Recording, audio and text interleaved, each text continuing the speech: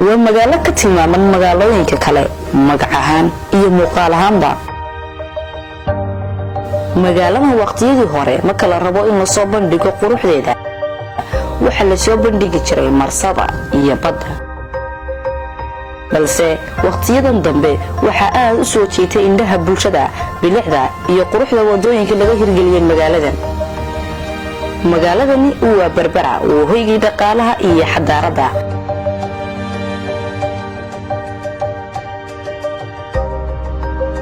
haddaba maxay tahay shaqada ay u hayso dawladda hoose ee degmada Berbera bulshada ku dhaqan magaaladan?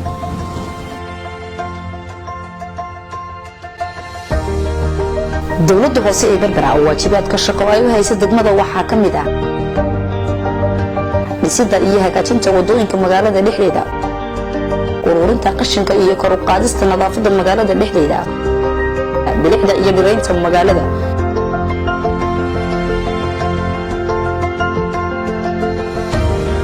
dhisidda goobaha caafimaadka asaasiga sida xanaanooyinka iyo gacan ku haynta adeegyada dhammaan ay bixiyaan goobahaasi, ballaarinta iyo hagaajinta suuqyada goobaha ganacsiga ee magaalada, dayactirka iyo ka warhaynta waxbarashada dugsiyada hoose dhexe ee degmada.